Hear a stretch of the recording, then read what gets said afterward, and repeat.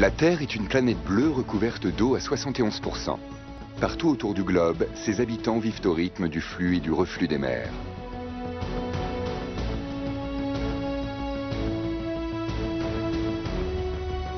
La Méditerranée. Depuis des millénaires, elle livre ses richesses aux hommes. Sa biodiversité n'est restée intacte qu'en de rares endroits. Pour la préserver, des réserves naturelles ont été aménagées. Parmi elles, l'île de Porquerolles.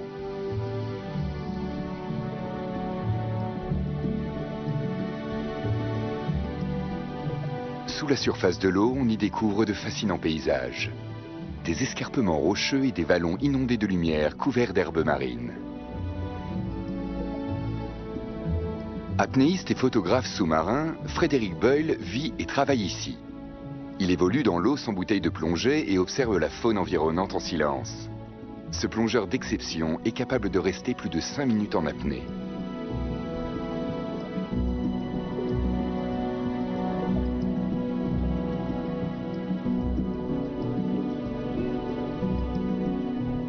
La Méditerranée abrite d'étonnants vestiges.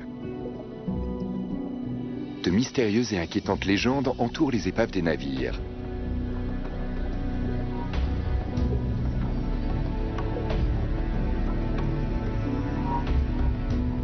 Voici l'épave du Donator. En novembre 1945, l'ancien cargo avait sombré après avoir heurté une mine. L'immense carcasse gît aujourd'hui entre les îles de Porquerolles et de Porquerolles. Les courants marins qui circulent entre les deux îles sont foisonnants de vie.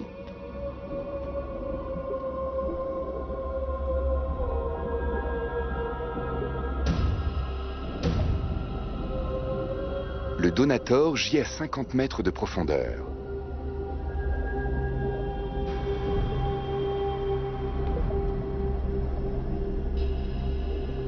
L'endurance du plongeur est mise à rude épreuve.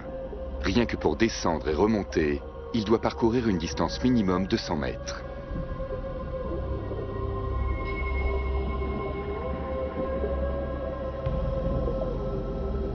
L'épave grouille de vie. Ici, la nature a repris ses droits depuis longtemps. D'une carcasse de navire, elle a fait naître un nouveau paradis naturel.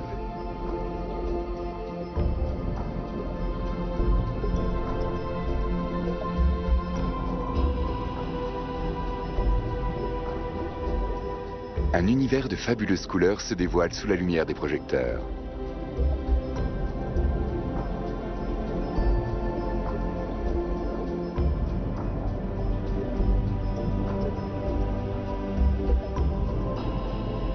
Une fois sur place, l'apnéiste doit s'économiser pour ne pas risquer de perdre connaissance en remontant.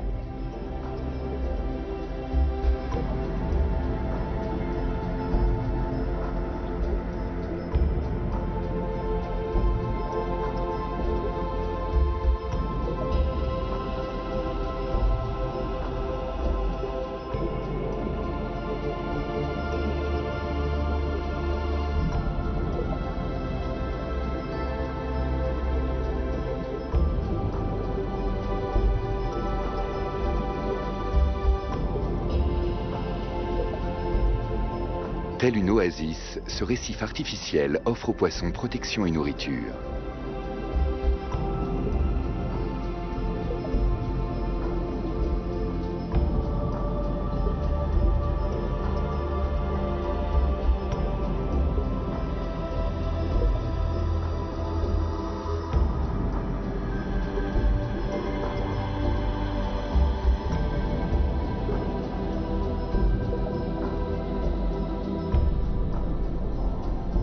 Sous l'eau règne un silence quasi absolu. Mais l'épave attire de nombreux plongeurs.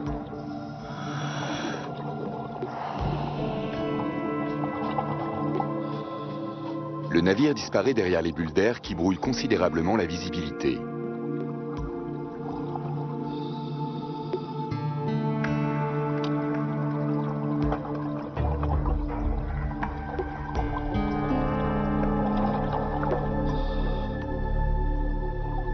Les poissons battent en retraite. Avec la modernisation des techniques de plongée, un nombre croissant de plongeurs s'aventurent aujourd'hui en moins de temps dans des eaux de plus en plus profondes. Mais ce n'est pas sans risque. À 50 mètres de profondeur, le moindre incident peut coûter la vie.